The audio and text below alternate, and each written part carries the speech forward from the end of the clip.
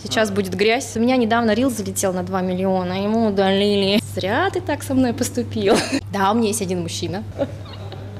У нас случился роман. Я первая, получается, в республике, у кого есть мировая медаль. Выкусите все. Пивасик. Она крутая. Я не скажу, что я прям пью алкоголь, хотя так раньше было. Для меня лучший город — это Покровск. Все хотят похудеть. Кто они? А кто ты? Ну, куда ты лезешь? Я вот сейчас приеду и всех порву. Я словила очень сильный хейт. Рано или поздно мы все там будем. Они друг перед дружкой понтуются и вот эти вот веса поднимают, неправильно поднимают. Ты не пробовал ягодные лукошки? Я вас призываю, коммуницируйте со мной. Это вырежешь.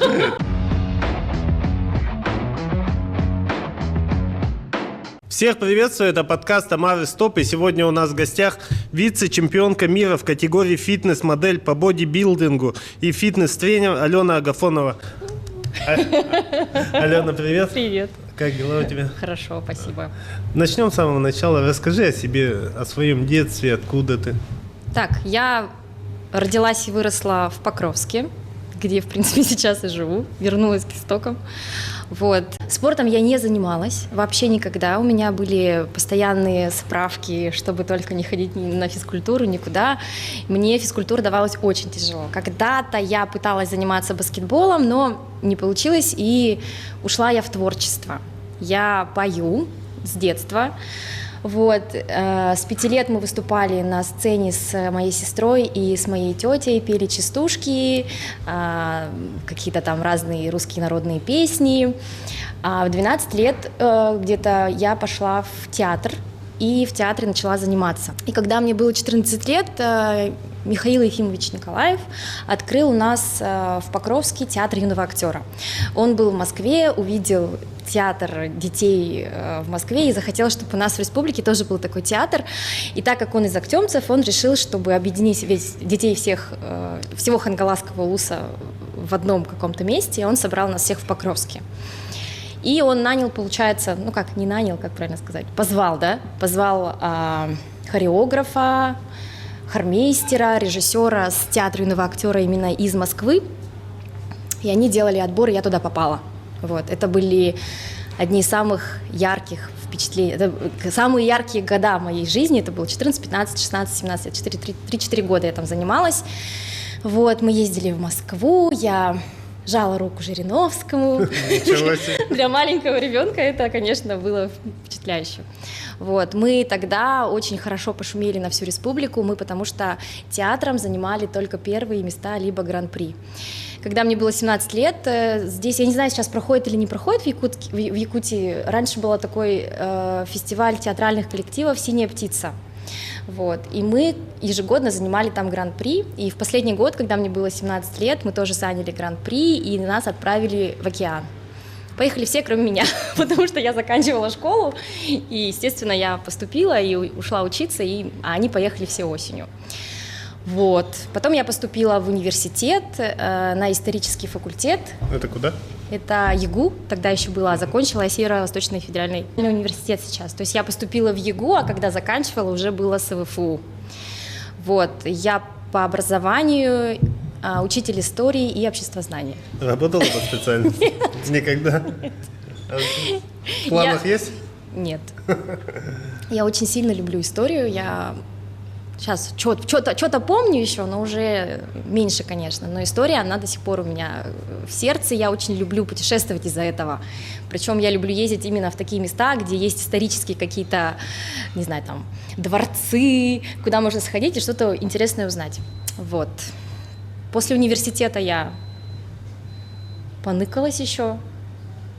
Меня взяли в Саханефтегазбыт. А я еще второе высшее получала. Я еще юрист по образованию. Да, у меня 2 вышки.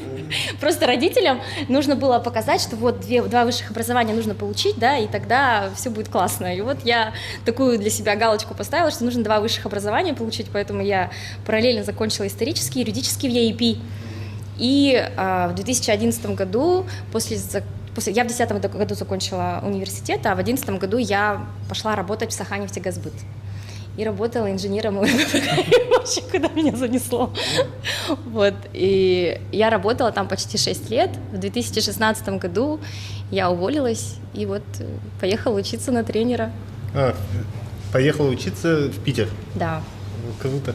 А как, если спорта у тебя, вот ты творческий человек такой был, и спорта в твоей жизни не было, почему ты выбрала спорт и как ты выбрала спорт? Ну, наверное, я, как все девочки, мечтала о красивой фигуре. Вот. Я не скажу, что я была, каких-то там больших, возможно, размеров. У меня никогда не было большого веса, кроме беременности, да. Я весила в среднем где-то 60 килограмм всегда. Но в моей голове всегда был вот этот вот образ спортивной, красивой женщины, да, там, с красивым прессом, с попой. Я думаю, что каждая женщина мечтает примерно о такой фигуре. Вот, и я, естественно, тоже. И у меня вот по телосложению самая проблемная часть – это живот. То есть у меня вот все, что я наедаю, уходит в живот. И рядом со мной подруги всегда были такие худые, с талиями, а я была вот вечно квадрат с животиком, и меня всегда это не устраивало, я себя чувствовала очень из-за этого некомфортно. И я, как и все, перепробовала кучу разных диет, пробовала пытаться там ходить в зал, тренироваться, ничего у меня не получалось, естественно, я делала только кардио, где-то читала, что можно там стоять в планке, тогда у тебя будет красивый живот и попа и так далее, но в итоге результатов никаких не было, и в 2015 году у меня произошел разрыв взаимоотношений, у меня там была любовь, произошел разрыв, и я просто нашла как будто бы опору и отдушину в спорте. Я начала бегать, ходить в тренажерный зал, и как будто бы мне нужно было всем доказать. Стресс выпустить. Да, мне нужно было доказать, что я вся такая красивая, вот зря ты так со мной поступил, типа такого. Ты была в депрессии? Да, я была в такой депрессии, и, соответственно, я начала этим увлекаться, заниматься, мне очень начало это нравиться, я начала читать, изучать, подписываться на разные паблики, и потом я узнала о существовании колледжа Бена Вейдера в Питере, и я очень долго выбирала между Питером и Москвой, потому что был филиал в Москве, а сам колледж находился в Санкт-Петербурге. И я начала читать про преподавателей и поняла, что самые крутые преподаватели — это которые есть в колледже, они находятся непосредственно в самом Питере. И поэтому я решила, что я поеду в Питер, я начала копить деньги, никому об этом не говорить. На день рождения попросила, чтобы мне подарили тоже деньги, чтобы это все откладывать. И взяла отпуск в Саханефтегазбыте, поехала учиться на тренера. Тоже об этом никому не говорила, нигде не транслировала, не рассказывала, потому что я знала, что на тот момент в колледже Бена Вейдер было очень сложно получить диплом. Я точно знаю, что очень многие пробовали отсюда поехать учиться, кто-то получал диплом, а есть пару человек, которые диплом так и не получили, потому что там такие прям очень строгие были на тот момент преподаватели. И поэтому я боялась облажаться, типа, я поехала учиться, да, и ничего не получу. Я не буду об этом говорить. Я лучше такая с дипломом, потом всем покажу, что я вот дипломированный тренер. Так оно и получилось. Я получила диплом, и я познакомилась там с преподавателем по бодибилдингу, по практике бодибилдинга Антоном Амелиным. У нас случился роман, и он меня перетянул в Питер. То есть я, получается, приехала домой, написала заявление об увольнении, и через 2 недели я переехала. Я переехала, и вот там начались мои первые шаги как тренера, и я считаю, что огромный вклад в меня как в тренера тогда на тот момент вложил, конечно же, Антон, потому что это мой первый тренер, мой учитель, и базу всех знаний, которые у меня сейчас есть, он полностью выложил. Вот, потому что... естественно, мы встречаемся, постоянно об этом говорим, он много чего мне рассказывает, я много спрашиваю. Я по 10 раз потом ходила на все лекции, которые он вел по бодибилдингу, и слушала, сидела там с книжкой, снова все записывала, спрашивала. Вот. И за это я, конечно, ему очень сильно благодарна. Там я прожила 1,5 года, там я набрала первых клиентов. До сих пор они у меня ведутся. Есть девочки, которые, да, то есть там есть несколько человек, которых я нашла в клубе, и вот уже почти 10 лет прошло, и они до сих пор у меня ведутся, но ведутся уже онлайн. То есть, получается, мы начали так, а сейчас они со мной онлайн, и это на самом деле очень ценно. Наверное, у вас уже дружеские отношения сложились. Да, Мы дружим, и когда я приезжаю в Питер, мы уже как подружки встречаемся, обнимаемся, друг другу подарочки высылаем. Ну, то есть, да, и сейчас уже все родили, дети наши тоже знакомы друг с другом. В общем, такая сложилась очень дружественная атмосфера у нас. А тренер-то в итоге стал отцом моей дочки. Вот. Мы, получается, провстречались до 2019 года, он меня готовил к моим первым соревнованиям. Это были непростые отношения, да, непростые взаимоотношения, и я поняла, что когда я забеременела и узнала, что я беременна, я поняла, что мой ребенок жить в этих отношениях не будет. И то есть для меня это стало... То есть если бы не было Даши, да, то есть если бы я не забеременела Дашей, то, возможно, я бы еще эти отношения тянула и тянула и тянула. Но когда у тебя появляется ответственность в виде ребенка, и на тот момент я поняла, что вот эти вот те отношения, которые у нас есть, ребенок этого не должен видеть, он не должен в этом расти. И для меня это было все, точка невозврата.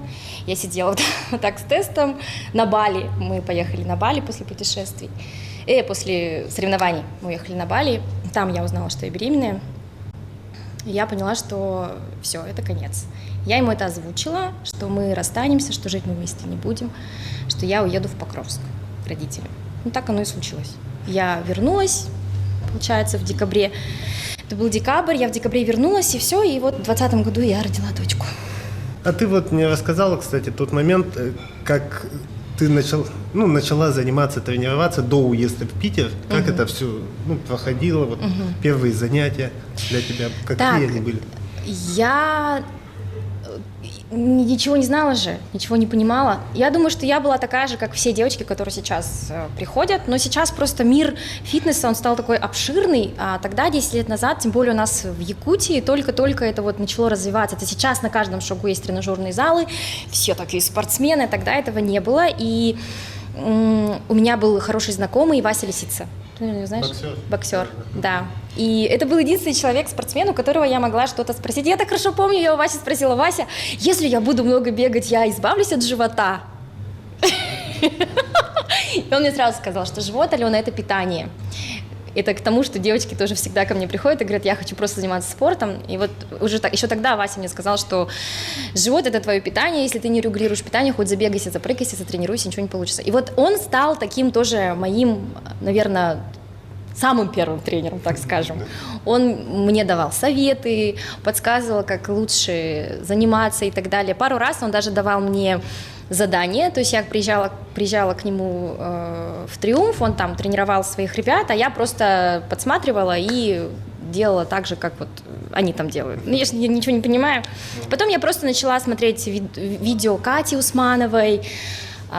Тогда еще популярная какая-то женщина была, Санжелена ее звали, я сейчас не знаю, где она и что, она какая-то взрослая такая была, тоже у нее подсматривала, и ходила, качала только ягодицы, потому что, как все женщины, хотела себе красивую попу, и не понимала, что нужна спина, там, да, и ноги, и так далее, и руки. Такой очень небольшой период времени был, я начала заниматься где-то осенью 2015-го, а весной 2016-го я уже поехала в Питер. И, соответственно, да, и потом уже все, я уже начала тренироваться И тогда тоже мне Антон сказал, что хватит просто тренироваться, нужно держать питание.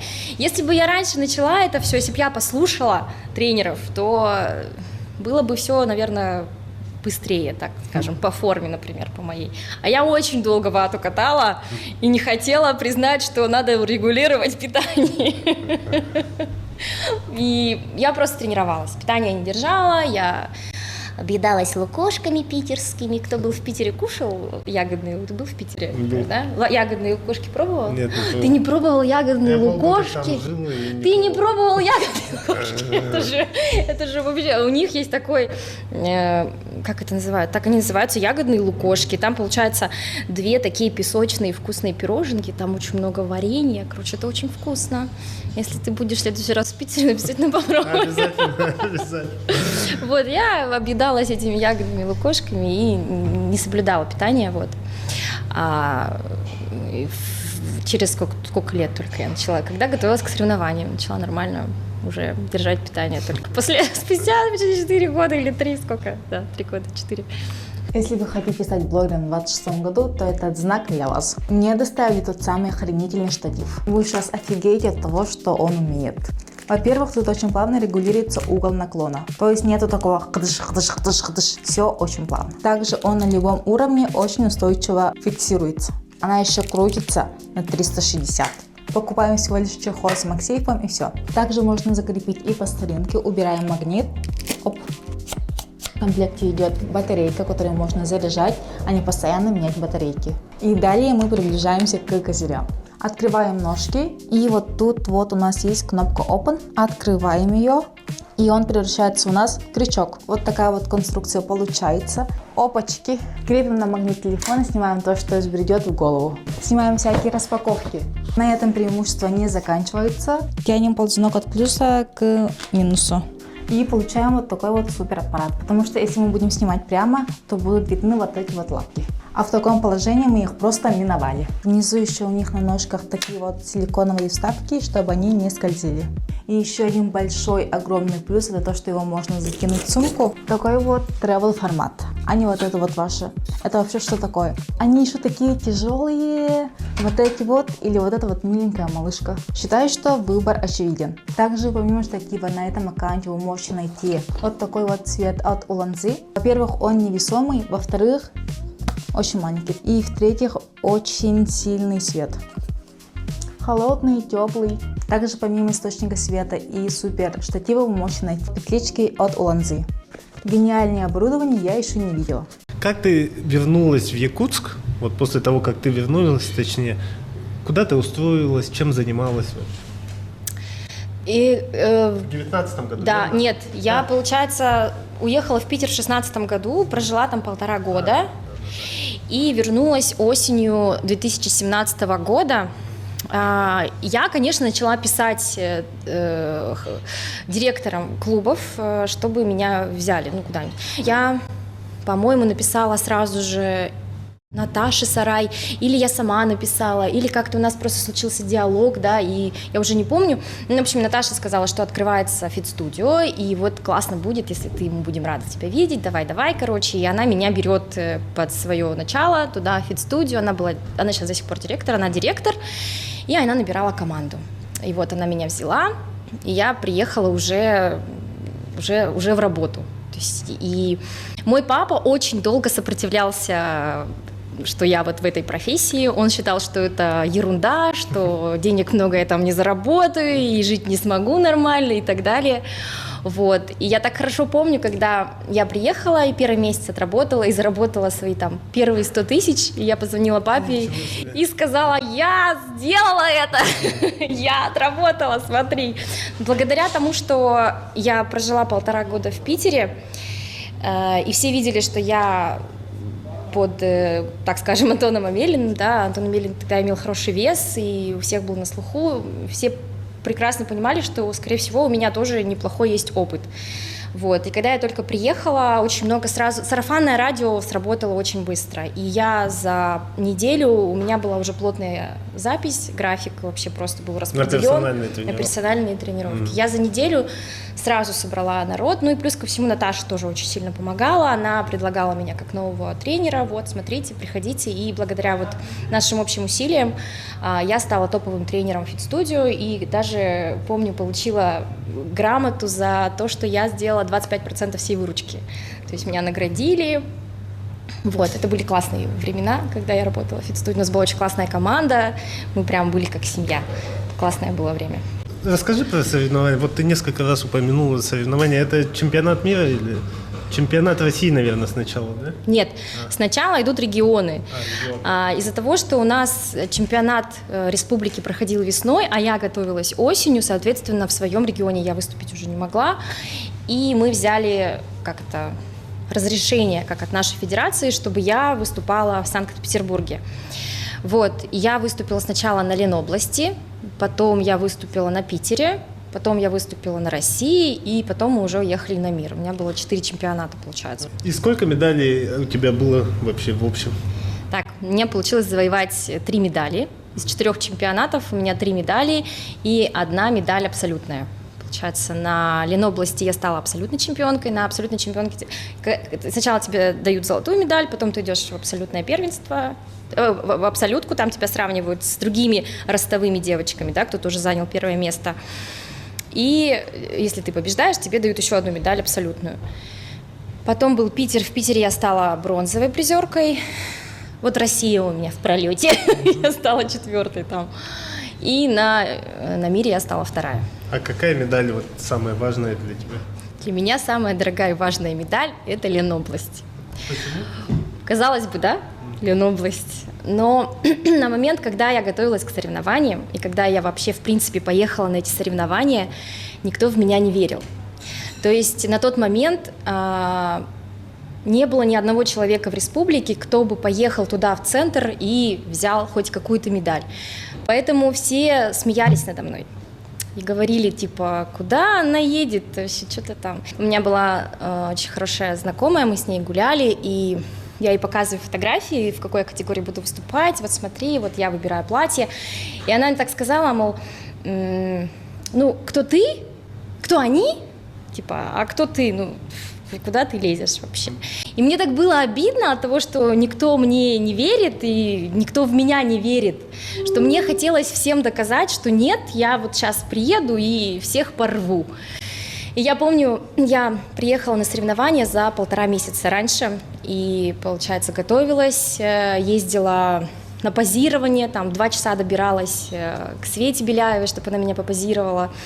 Вот, потом ездила в другой конец города на тренировку, потом жила я вообще в Рощино, это там сколько, час, да, на машине, на «Ласточке» полчаса. И вот вечером, помню, Антон мне пишет, иди еще кардио сделай. Хотя у меня уже там 30 тысяч шагов нашагано. Я думаю, ну какое еще кардио, я так устала, ну пожалуйста, ну сжалься надо мной. Ну, не жалела вообще ни капли.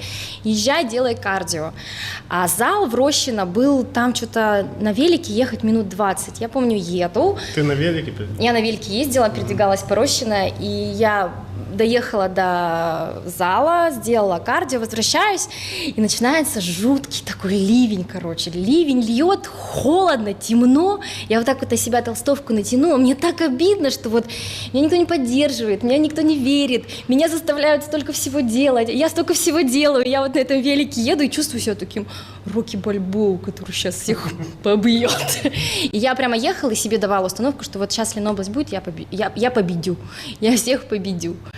И поэтому, когда я стала сначала в моей категории стала чемпионкой, потом еще абсолютной чемпионкой, для меня вот эта медаль самая дорогая, потому что я такая, выкусите все, вот смотрите. И тогда действительно все офигели, потому что тогда республика прям раструбила, что впервые в республике появилась спортсменка, которая принесла вот там медаль. Не здесь, не Дальний Восток где-то, не какие-то такие региональные, а именно там, потому что там считается очень таким, Ленобласть, Питер считается очень крупным чемпионатом, очень сложным, там очень хорошая конкуренция.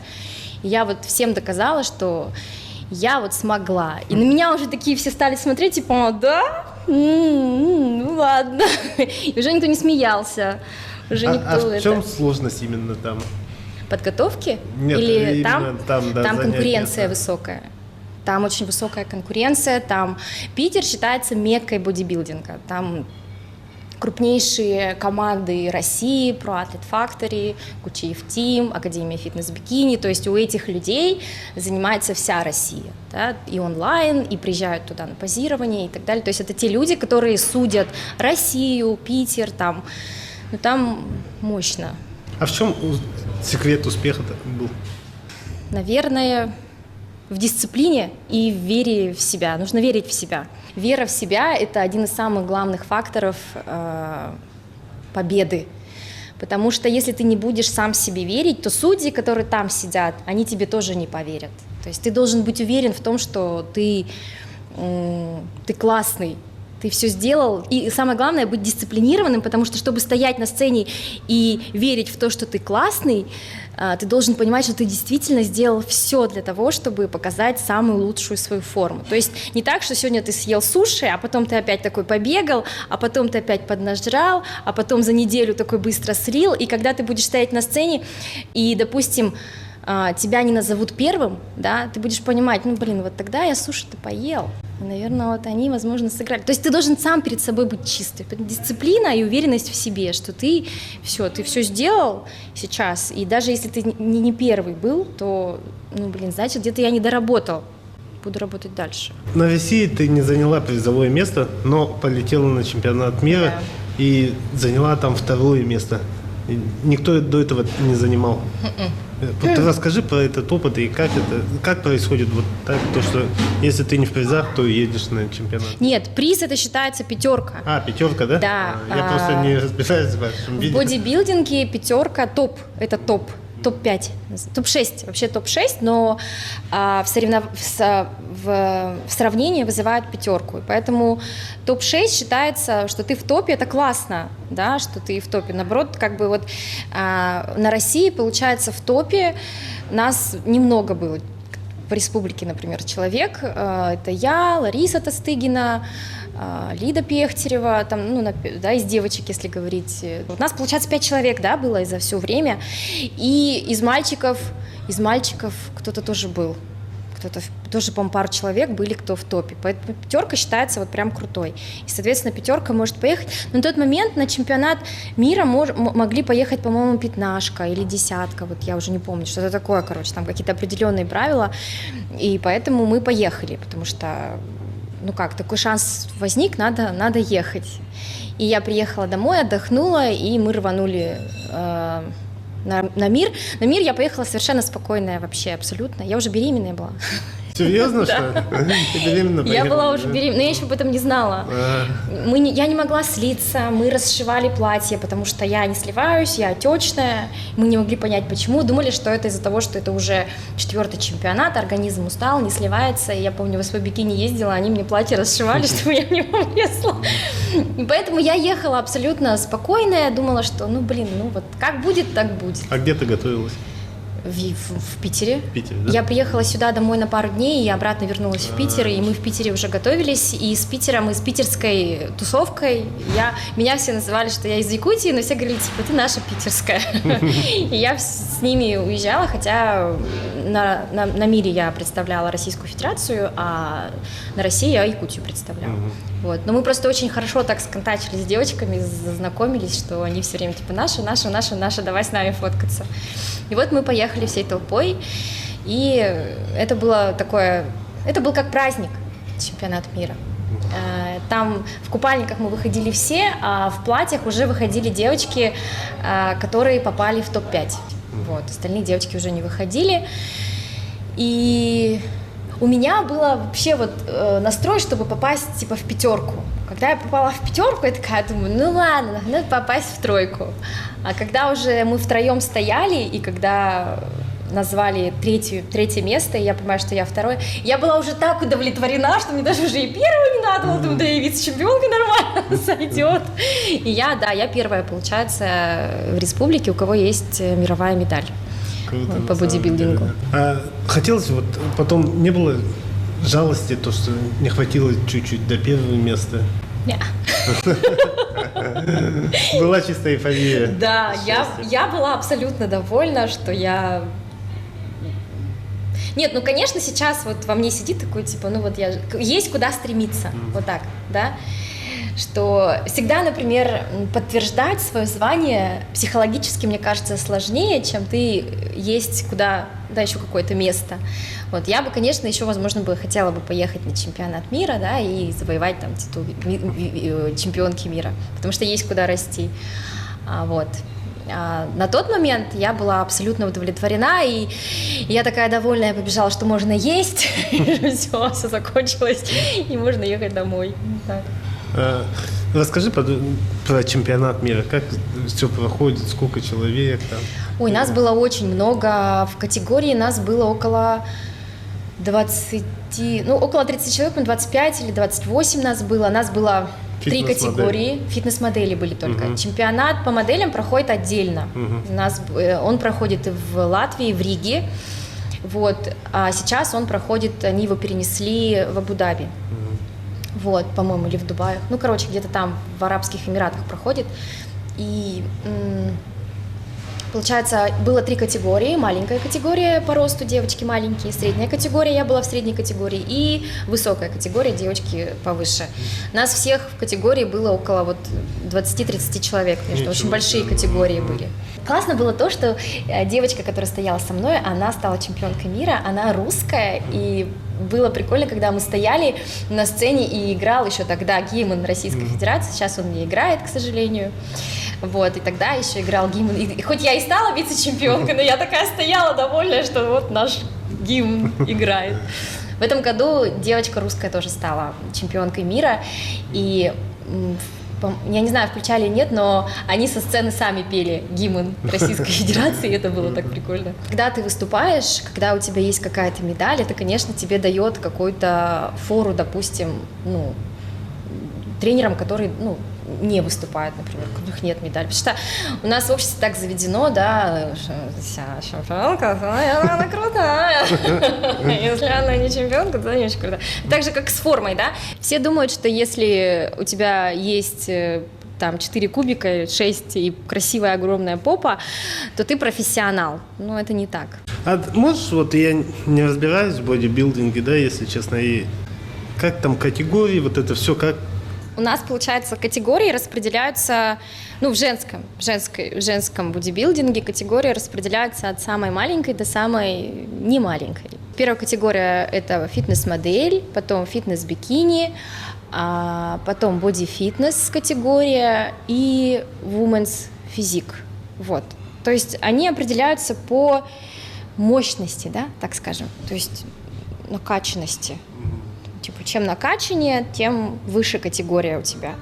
Вот нашу категорию маленькую фитнес-модель придумали для того, чтобы показать женщинам, что фитнес, бодибилдинг и вообще тренажерный зал не уродует тело, а делает его красивым, подтянутым, что даже в платье спортивная девушка может выглядеть очень красиво. Поэтому у нас 2 выхода. Это купальник, у нас слитный купальник, и потом второй выход у нас уже в платьях. Вот. Но с этого года еще ввели новую категорию фитнес-стиль. Это еще меньшая категория, там уровень у девочек чуть поменьше, да, чем, допустим, у фитнес-модели, то есть мы уже почти качки фитнес-модели. Вот. Потому что многие же думают, я не хочу ходить в тренажерный зал, потому что я не хочу превратиться в мужика, да, мужчину. А на самом деле это не так. Во-первых, вы сначала накачаетесь так, чтобы вообще было видно, что ты в тренажерный зал ходишь, а потом уже, чтобы перерасти в мужчину. А вот эти все гипертрофированные, да, женщины, это вот боди-фитнес, women's физик, это, естественно, уже у многих, не буду говорить за всех, но многие женщины уже применяют какие-то определенные препараты для того, чтобы... Бикини-то уже, у нас, наверное, 70-80% все-таки что-то уже принимают.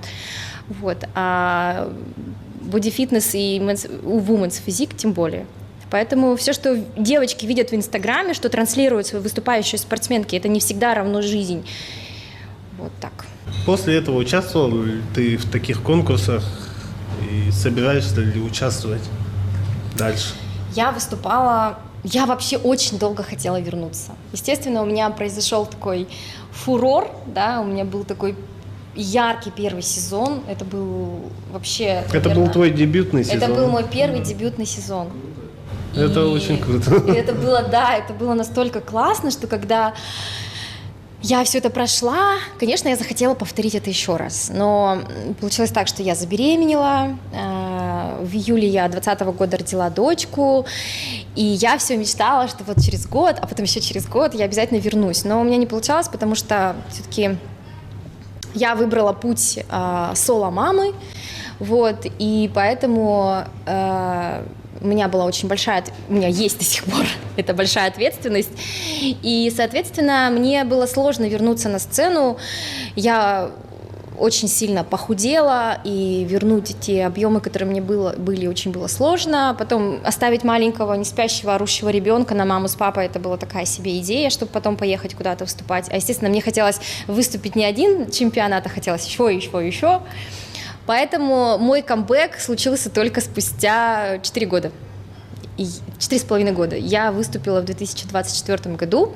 Я выступала уже под предводительством команды Антона Кучиева. Я пошла в команду Кучиев Тим.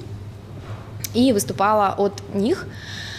Вот, и это была очень сложная моя подготовка, потому что я словила тревожность.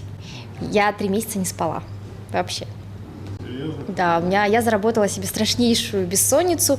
Я не знаю, как так получилось, просто я в какой-то момент просто перестала спать. Я обращалась к неврологам, психотерапевтам, психологам, я пыталась максимально справиться сама. Сейчас, когда уже прошло 2 года, я анализирую и думаю, что я могла бы это все, не знаю, может быть, надо было все-таки сесть на какие-то антидепрессанты или там еще что-то, потом просто с них слезть. Но на тот момент я такая, нет, я сама буду справляться. Я помню, я там писала записки, на гвоздях стояла, мантры слушала, только лишь бы вот заснуть. Но я не спала, я засыпала часов в 6, в 7:30 мне нужно было вставать, ребенка везти в садик, и, соответственно, у меня сна было всего 1,5-2 часа максимум.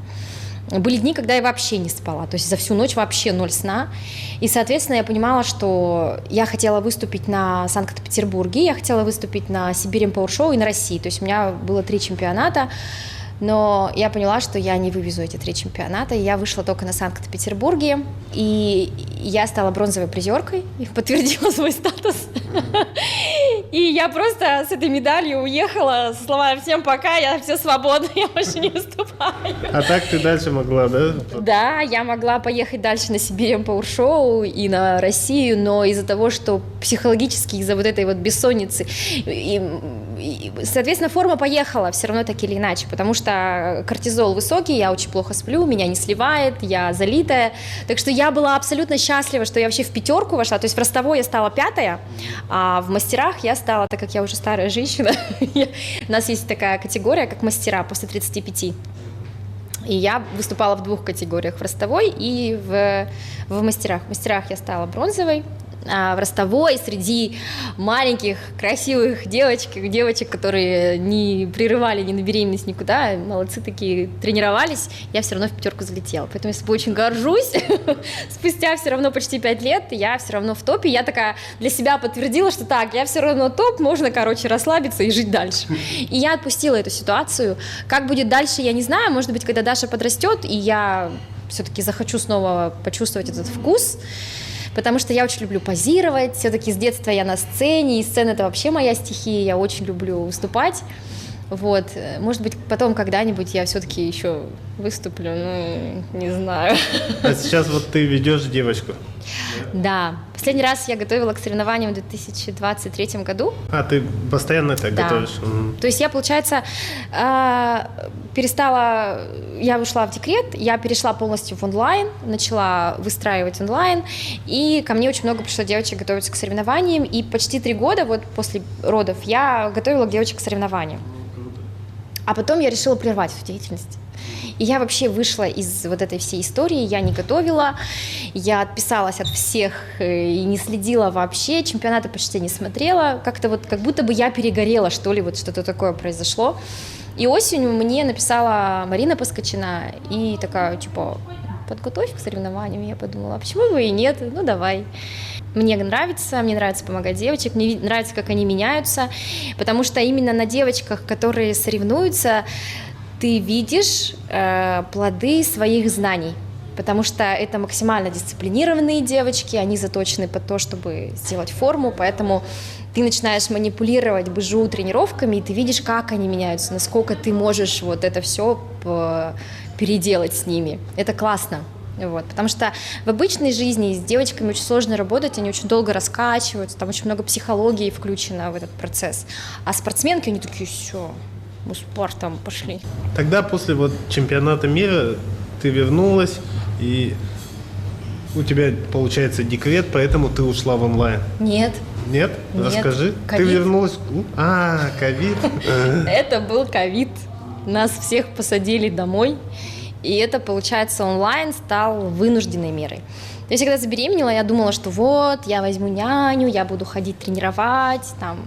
То есть у меня такие были мысли, что Дашу я рожу, и найму няню, там 3 месяца просижу, думаю, такая я мечтала. Все мы такие мечтаем, пока не рожаем, пока ребенок не появится, да? И я думала, что я все равно выйду в офлайн. Но случился ковид, и нас всех посадили, и, соответственно, тут выбора нету, нужно что-то придумать. И я начала вести марафоны сначала.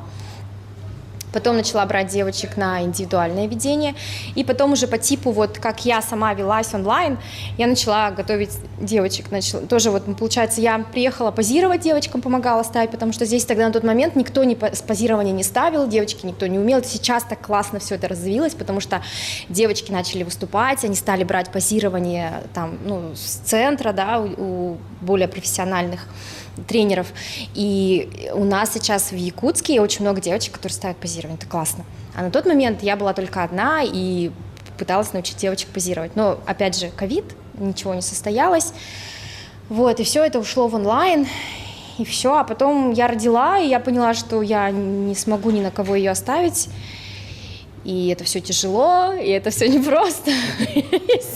Я засела. Но на самом деле в декрете у меня была прайм-эра, я считаю, потому что, видимо, вот это вот состояние, когда ты один родитель, тебе нужно зарабатывать, тебе нужно поднимать на ноги ребенка. И вот у меня включилась такая, не знаю, система вот здесь вот в голове, что я просто генерировала идеи из ниоткуда. Я потому что одна из первых тоже показала, что онлайн это круто, онлайн это возможно, и начала выстраивать этот онлайн, показывать, что в онлайне тоже можно достичь классных результатов. И вот эти вот тренировки онлайн, там какие-то марафоны, там вот здесь какие-то гайды я придумывала, какие-то там мелкие там группы, еще. Я вообще просто, я когда смотрю сейчас свои старые записки, думаю, Господь, сколько у тебя идей было вообще, откуда у тебя столько времени было? А я вот это вот качаю, а параллельно там считаю, бежу и придумываю, чтобы еще что-то сделать. Я очень начала сильно вести блог, материнский вот этот вот, потому что материнство у меня было нелегкое, у меня Дашка была такая неспокойная, я об этом делилась, я словила очень сильный хейт, а люди любят хейт и любят вот эти вот все скандалы, интриги, расследования, и на меня начали подписываться, и таким образом у меня блог начал развиваться. Он сейчас, конечно, еще хейта никакого нет, и блог даже не развивается, давайте я вам что-нибудь расскажу. Вот, и все. И вот на этой теме я попробовала летом выйти в офлайн. Я взяла в Покровске несколько людей и начала тренировать, но я поняла, что я не хочу работать офлайн. Как-то так получилось, что сначала 2 взяла людей по знакомству просто, и 2 человека, это же немного. И как-то это было так не тяжело. Я ходила 3 раза в неделю, проводила тренировки и все. А летом что-то такая, то один, началось это сарафанное радио, то один хочет прийти, второй. Я подумала, летом обычно никто не хочет худеть, марафоны сужаются в объеме, да, людей меньше становится. Думаю, пойду в зал. И я до осени 10 человек взяла, 10 человек тренировала. Я так сильно устала, я больше не хочу тренировать в зале. Я до такой степени привыкла к онлайну, что офлайн мне очень тяжело энергетически дается, поэтому все-таки я больше онлайн-тренер. Тебе нравится онлайн-тренер. Да. И ты не привязан ни к чему. Из-за этого я вот благодаря онлайну я много путешествовать стала, с дочкой мы ездим, да, и потому что я могу работать из любого уголка мира. Тут вытекает вопрос, какого черта ты сидишь в Покровске, если ты можешь. А в Покровске я живу, потому что у меня там мама с папой рядом, которые помогают мне с дочкой. Может быть, если бы был бы рядом со мной мужчина, да, на которого я могла бы опереться, я бы, может быть, конечно, переехала. Поэтому пока сидим в Покровске. Прекрасный город, приезжайте. А как ты думаешь, клиентам им легче тренироваться дома или в зале? Например, мне, дома тренироваться вообще нет вайба такого. Что-то поделал и потом обламывает, все, садишь. А в зале есть такой вайб, там все сделал и пошел. Я считаю, что все зависит от человека. Потому что есть девочки, которые прямо очень классно дома тренируются. Они прям вот даже оборудуют себе вот эту вот зону тренировочную, да, они покупают штангу, блины, и то есть они отправляют мне видео, и там вот это вот бегает маленький тараканчик, да, который тебе мешает, но они все равно делают. И есть девочки, которые достаточно долгое время дома тренируются, и их это мотивирует, и они меняются, и даже как будто бы не хотят в тренажерный зал, я их сама заставляю, говорю, что ну вот мы с тобой уже из домашних тренировок выжили все, что могли, надо пойти в зал, чтобы мышца у тебя уже гипертрофировалась, менялась, и ты в объеме, допустим, увеличилась. Вот. А есть девочки, которые вот как ты, не признают домашние. Я тоже домашние тренировки вообще не признаю. Я никак не могу на них настроиться, да. Вокруг вот этот вот расслабляющий вайб, диван, кровати и все такое, оно тебя сбивает с толку. Или дети. И дети даже. Поэтому, мне кажется, это вообще, это вот я на степере хожу дома, да, и она вот тут вот бегает все время, мама это, мама то, я постоянно паузу нажала, пошла, опять вот это вот все. Вот, поэтому я думаю, что это зависит от человека, то есть кто-то хочет прямо вот пойти в тренажер, а кто-то стесняется очень сильно и говорит, давай я сначала с домашних начну тренировок, а потом вот пойду в зал, поувереннее типа стану и пойду в зал. Кстати, я вот пропустил, после приезда ты тренировала в зале где-нибудь? Да. Да, кстати, я же тренировала. Я беременная тренировала в Айдоле. Я приехала и устроилась туда. Получается, я работала там январь, февраль, март, 3 месяца целых. И потом вот нас закрыли на ковид, и все. Айдол тоже мои друзья, и если что-то надо, вот они очень сильно поддерживали нас, когда я девочек готовила к соревнованиям, я некоторых тренеров из Айдола готовила к соревнованиям, вот, и мы туда приходили, и мы там позировали, и тренировались, и съемки там у нас были, короче, они мои друзья, они классные. И все, я больше не, все, я в Якутск больше не приезжала, я вот как в 2020 году весной переехала в Покровск, и я теперь в Якутск только набегами. У меня здесь квартира сдается, и если вот вечером что-то нужно, я там либо заранее с друзьями договариваюсь, у кого остаться ночевать, там, короче, целое дело. Давай поговорим о тренерстве. Вот как полюбить девушкам тренировки, если им они не нравятся? У меня есть такая философия, мнение мое, что рано или поздно мы все там будем в фитнес-зале, потому что молодость, она не вечна, и хочешь ты этого, не хочешь, тебе все равно рано или поздно придется начать, мне кажется, тренироваться, держать питание, следить за своим питанием хоть как-то для того, чтобы удержать молодость тела, потому что именно молодость тела, точнее, именно тренировки в зале, они могут, заморозить, короче говоря, твое тело, и чтобы оно не старело.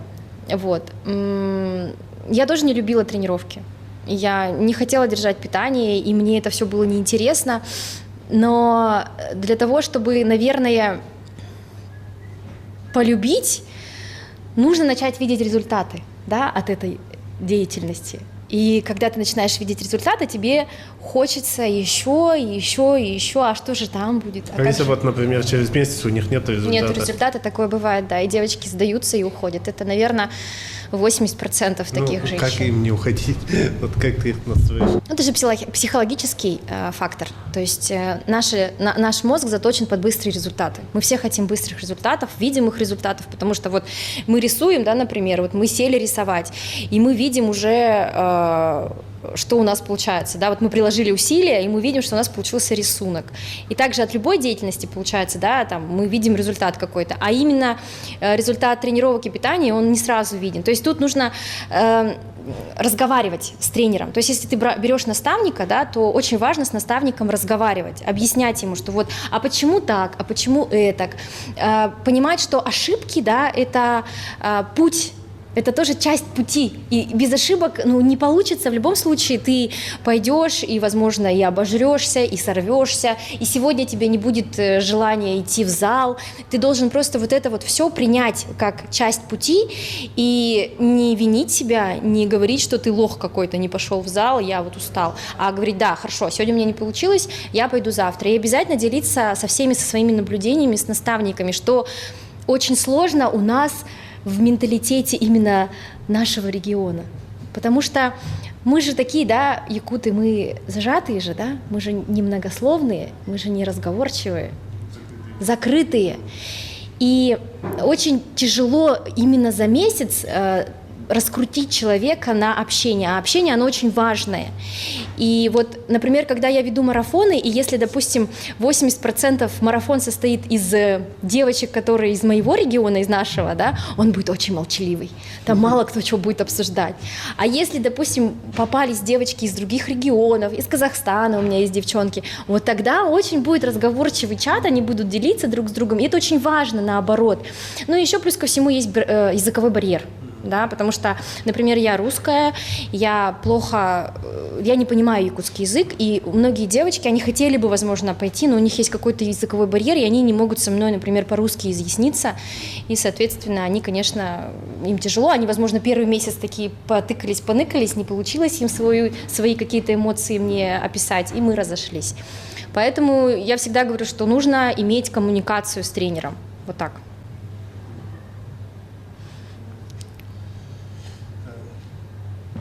А много ли у тебя клиентов? Много. Много? Ну как много? Ну много. Сколько, я не знаю. У меня очень много девочек, которые много лет ведутся. То есть они из месяца в месяц приходят ко мне, и мы, опять же, вот дружим, да.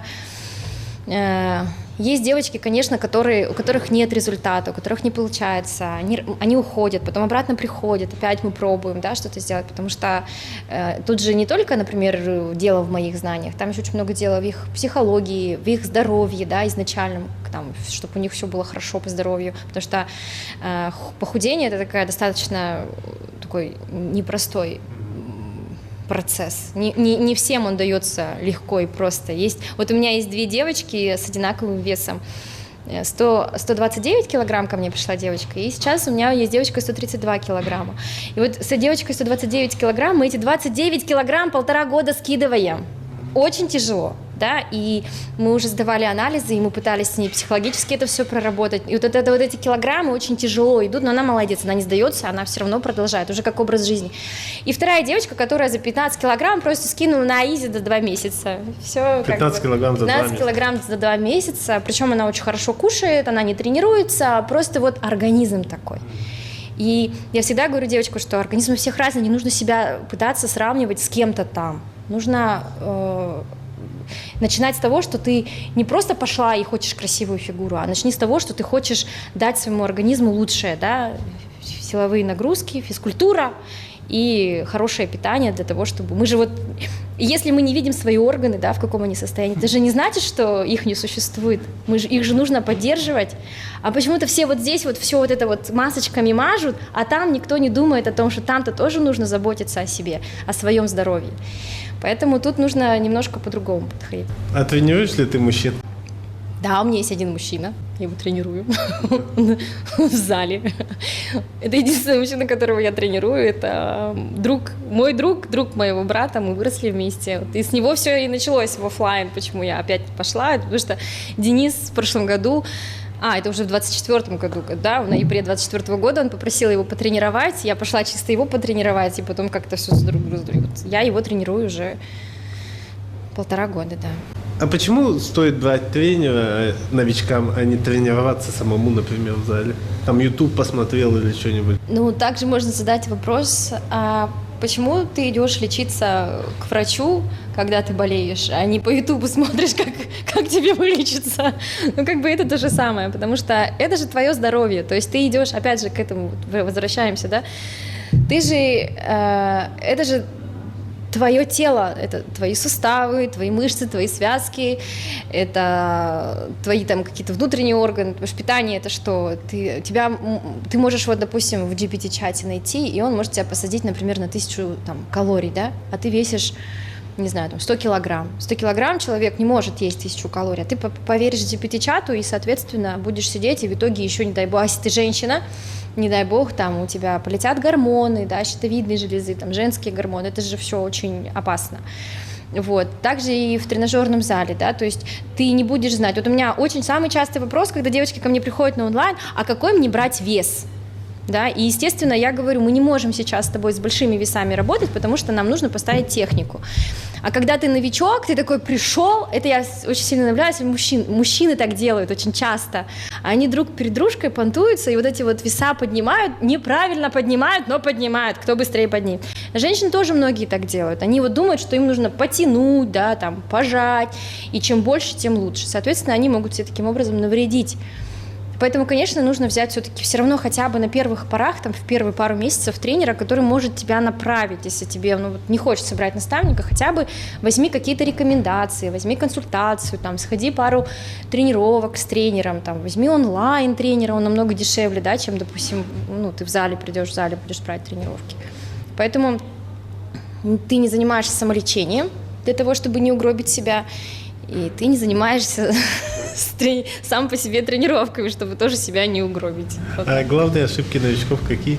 Главные ошибки новичков состоят в основном в питании. В питании новички совершают очень много ошибок.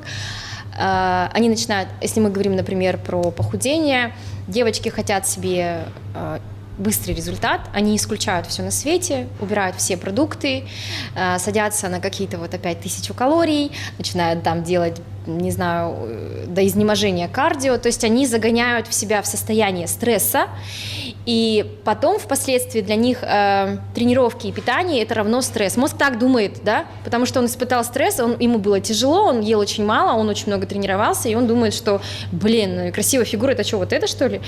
И потом очень сложно снова начать. Поэтому очень нужно, чтобы девочки постепенно вливались в эту во всю историю и опять же коммуницировали.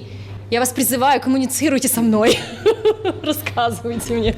Я заточена под то, что вот как человек мне скидывает, что он делает, да, вот я же не знаю, я же не телепат, да, а оказывается, она там бедная и там на себя наматывает там что-то, чтобы бежит там по 10 километров, а я даже и не знаю, да, то есть поэтому очень важно все-таки, во-первых, взять наставника, не жестить, чтобы у тебя не было вот этого паттерна, что это очень тяжело, не ограничивать себя ни в чем и быть в коммуникации с наставником, если у тебя есть наставник.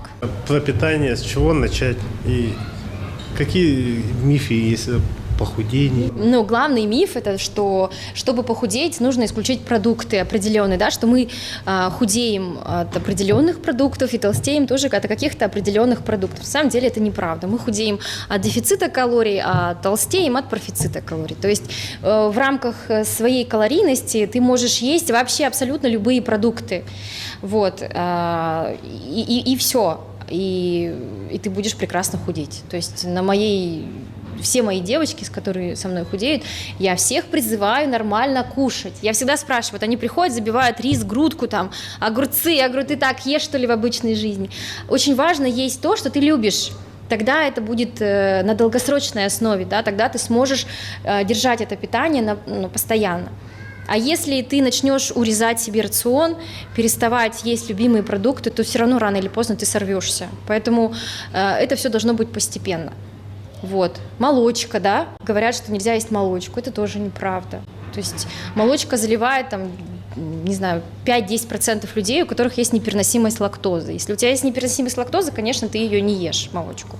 А если у тебя с лактозой все окей, то, пожалуйста, кушай молочку, зачем ее убирать? Там переход сладостей, нужно там какие-то не есть, нельзя торты, там пирожные, конфеты, шоколад, все это можно, просто в рамках разумного, да, чтобы это было все у тебя в рационе. Что там еще? Картошка, макароны, тоже типа нельзя, да? Можно, все можно. А спортивное питание, добавки? Но если ты не добираешь белок, да, в своей жизни нормальными продуктами, то, можно купить протеин. Вот, и добрать протеином белок. Вот. Конечно, это же все химоза. Лучше максимально это все чистенько кушать. А вот в твоем спорте ты принимала там фармакологию? Нет, конечно. Я же маленькая, куда мне? Хотя говорят, что многие модели что-то там делают себе, я не знаю. Нет, я такого ничего не делала. У меня и голос нормальный, женский же. Голос ломается. Как тренироваться, если нет времени? Человек не находит время, там, не успевает, да? Работает с утра допоздна, потом садик, там, что-то. Я скажу так, что Время есть всегда, когда его возможно найти, когда это в приоритете, да. Поэтому просто на моей памяти очень много девочек, у которых 3 детей, 4 детей, муж, собаки, работа, но при этом они все равно и тренируются, и питание держат, находят какие-то моменты, там договариваются как-то что-то и ищут для того, возможно, как это, есть такая поговорка, если мы хотим, мы ищем возможности, если мы не хотим, мы что там делаем? Ищем отмазки? Да, вот, короче, вот как это так правильно звучит, вот.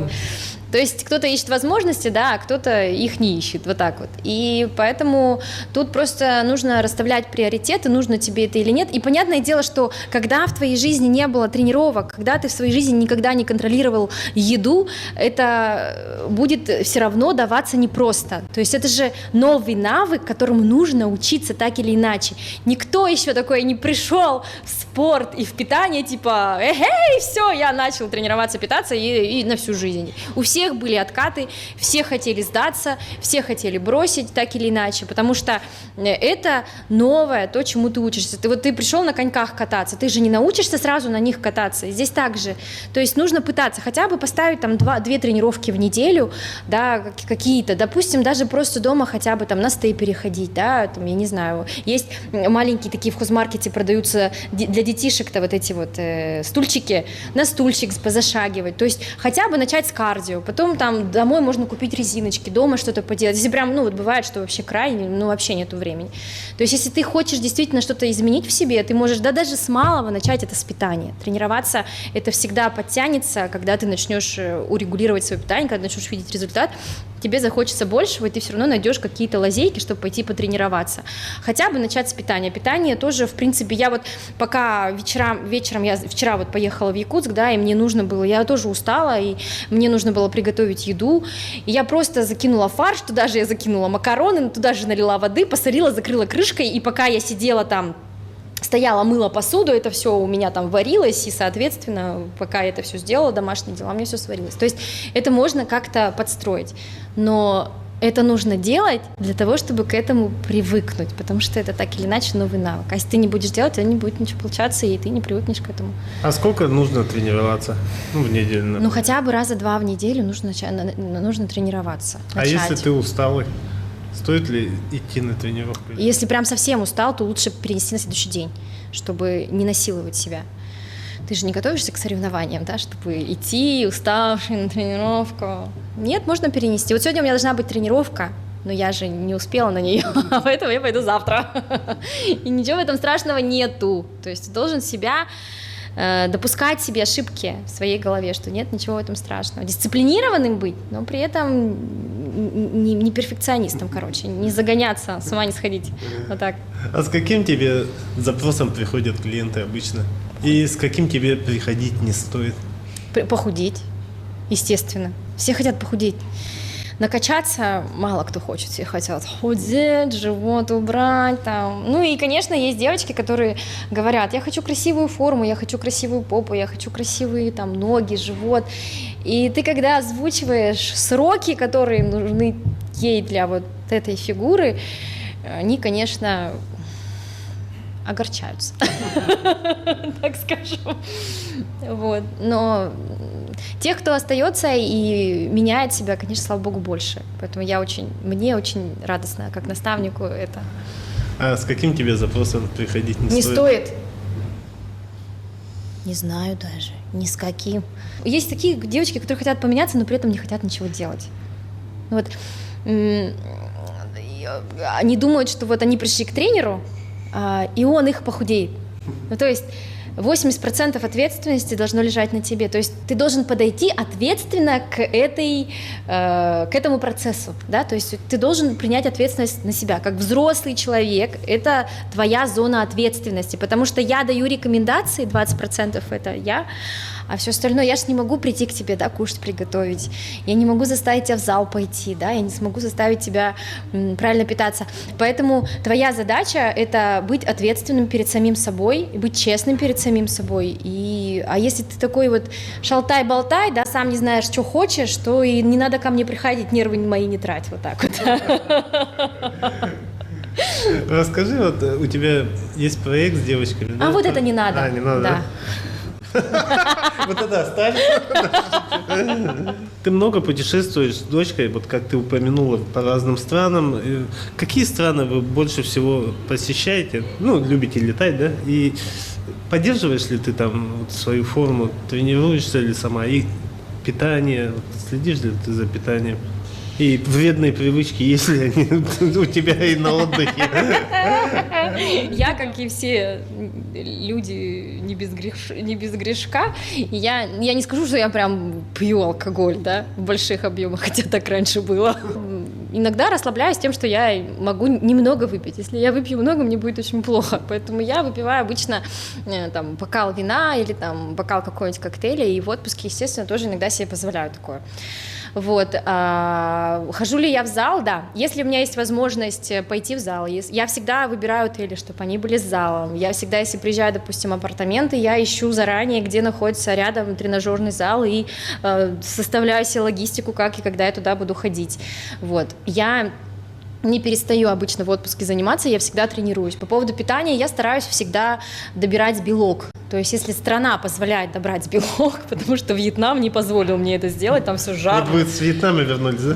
Да, жирное, жареное, это было вообще миссия Impossible набрать белок, это было вообще невозможно. Там просто какая-то очень такая специфическая пища, и европейских ресторанов очень мало, там в основном японская, китайская и вьетнамская, все. И чем ты заменяла белок? И ничем, просто его не ела.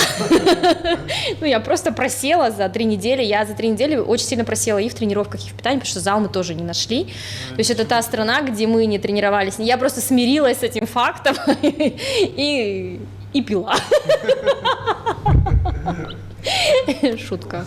А так я, конечно, стараюсь всегда, да, я захожу в зал, добираю белок, и благодаря тому, что я питаюсь и держу питание и тренируюсь на постоянной основе, это мой образ жизни. И вот за 3 недели я, не скажу, что я прям потеряла форму, да, то есть, вот. Очень важно именно не готовиться к отпуску там за месяц, да, конечно, это все можно потерять, если ты не будешь тренироваться и питаться. А если ты, допустим, просто в потоке своей обычной жизни вдруг выпал на 2 недели, и ты там в отпуске был, у тебя ничего не получилось, то ничего страшного нет, сейчас просто начинаешь тренироваться, питаться, и все, форма обратно возвращается, здесь нет каких-то таких прям страшных потерь, так скажем.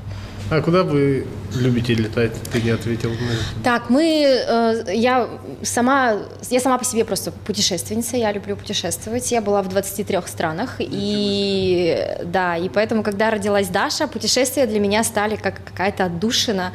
Даша была уже в 6 странах, вот, и мы просто каждый год обновляем страны. То есть она была там и в Армении, и в Индонезии, и в Таиланде. Мы в разные страны ездим. Не скажу, что мы в какую-то одну страну. Мы ни разу не повторялись. Нет, мы в Черногории были. А вот один раз мы были на Пхукете, и в этом году вот на Бангкок съездили. То есть это считается 2 раза Таиланд. Вот так вот. А так нет, не повторялась. Каждый раз какая-то новая страна. Ты сама тоже? В Таиланде я была, на Бали я была, в Таиланде, 5 раз я была, да. На Бали я была, 2 раза. Вот. А в остальные страны все новые, которые мы были с Дашкой, новые посетили с ней. Тянет в Азию, получается? Нет, меня в Азию не тянет. Таиланд просто так получился как-то. Я люблю Европу. Я европейский человек, просто Европа сейчас закрыта, и туда не съездишь особо, поэтому приходится довольствоваться Азией. Вот. Мне очень понравилось на Бали. Бали потрясающий остров, страна классная. Я бы там еще пожила. Насколько важно вести свой блог, соцсети, там, запрещенный в России Инстаграм, и это больше для души тебе или для раскрутки, для медиа? Вообще изначально блог создавался для души, то есть и на меня, скорее всего, люди подписывались как для души, да, то есть я пробовала уходить в более экспертный контент, но я поняла, что мои люди, они просто любят меня за то, какая я, где я бываю, что я говорю, и вот это вот все. Поэтому отчасти, наверное, где-то 80% контента это все-таки лайф, да, то есть это про меня, про душу, и там 20% я стараюсь стараюсь через свою жизнь транслировать, что правильное питание, да, не должно быть жестким, что красивая фигура – это не равно какие-то там изнуряющие тренировки. И это как-то вот получается микс. Но, конечно, большая часть людей, которые ко мне приходят, это через Инстаграм. То есть Инстаграм все равно это моя площадка рабочая, поэтому мне важно все-таки развивать Инстаграм, продолжать. Вот у меня недавно рил залетел на 2 миллиона, ему удалили, потому что там полупопу было видно. И, короче, рил залетел на казахскую аудиторию, они же мусульмане. Ну, как бы им мое полупопие не понравилось. Они, видать, нажимали, короче, вот это вот, жаловаться, и все, и рилс удалился. Что тебе больше по душе, Якутск или Питер? Якутск – это же мой родной город, да, так скажем. Ну, не совсем родной, но родной. Ну, я здесь... Якутск-Покровск. Да, Якутск-Покровск – это моя родина, я очень сильно люблю родину свою. Но Питер я тоже люблю, да, потому что Питер – это тот город, где я проявилась профессионально, и в спорте там живет отец моей дочки, вот. Но я бы выбрала не то, не то. Я ничего бы не выбрала. У меня была идея переезда в Питер. Долгое время я хотела переезжать в Питер, но в Питер переезжать я больше не планирую, потому что там живет, опять повторюсь, отец моей дочки. Сейчас будет грязь. К сожалению, Антон не поддерживает отношения с Дашей. Я очень долго надеялась на то, что все-таки он усмирит свои обиды, да, и начнет общаться с ней, хотя бы ради того, что вот все-таки она его дочь. Но он настолько сильно, видимо, на меня обижен, что не хочет абсолютно ничего. А я надеялась на то, что все-таки, да, вот, и я ей с самого рождения, так скажем, да, когда у нее появилась осознанность, я ей рассказывала, что у нее есть папа, он живет в Петербурге, он тренер, его так-то зовут. И она это знает, она знает фотографии, то есть она знает, кто он. А в прошлом году, естественно, когда мы приехали в Питер, она начала говорить: мама, я хочу узнать папу, я хочу его увидеть, я по нему соскучилась. И, конечно, мое сердце сломалось, и я переступила через себя и написала ему сообщение о том, чтобы... Ну, как бы, ты обижен, понятное дело, но ребенок тут ни при чем, может быть, ты как-то начнешь принимать участие в ее жизни. На что он ответил, что делать он не собирается этого, что вот как вы живете, так вы и живите. Меня в вашей жизни не будет. Вот, и все. Поэтому Питер для нас закрыт, потому что для дочери моей это триггер, что там живет папа. И если мы переедем в Питер, и как это, она будет не понимать, почему она живет в Питере, и с ней папа не общается. Поэтому для меня сейчас ни Питер, ни Якутск, для меня лучший город – это Покровск. Пока что так. Вот. Алена, а как ты мотивируешь себя в жизни? Я не хочу жить так, как я жила раньше. Это меня очень сильно мотивирует, потому что у меня были тяжелые периоды в жизни, и поэтому это заставляет меня работать, не останавливаться. А в плане, если говорить о форме, то я не хочу выглядеть так, как я выглядела. Поэтому это заставляет меня держать дисциплину, тренироваться, потому что я знаю, какой я могу быть. Я уже знаю, какой я могу быть. Вот это вот самое главное, знаешь, что у девочек? Они не знают, какими они могут быть, поэтому они сдаются. А спортсменки почему не сдаются? Потому что они знают, какими они могут быть. У них уже были пиковые формы, у нас были пик. И поэтому это заставляет меня, все-таки мотивирует меня, вот, что я могу быть лучше, я могу быть еще круче, и я не останавливаюсь. Алена, а какие у тебя принципы? Это не предавать себя, не предавать людей, не обманывать людей, да, быть верным себе, своим друзьям, любить своих родных, стараться быть лучше для себя, при этом не идти по головам, вот так, да. Вот это, наверное, и есть принципы, потому что вот эта совесть, она внутри тебя, она потом все равно, мне кажется, рано или поздно тебя сожрет, вот.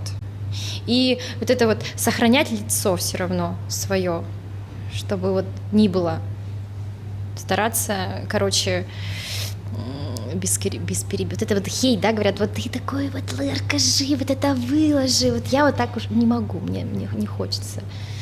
Алена, и завершающий вопрос подкаста. Какая у тебя мечта? У меня нет мечты, потому что мечта – это что-то несбыточное, вот. Я цели ставлю. Я хочу ставить цели и стремиться к ним. Вот. Ну, моя цель сейчас, наверное, состоит больше по отношению к моему ребенку, потому что я хочу дать ей хорошее будущее. Вот, поэтому мне нужно ее вывести из Покровска. Правда, каким-то образом. Я хочу переехать. Это есть моя цель. Уехать из республики. Просто я пока еще не знаю, куда. Вот нету у меня определенного города. И я бы хотела все-таки...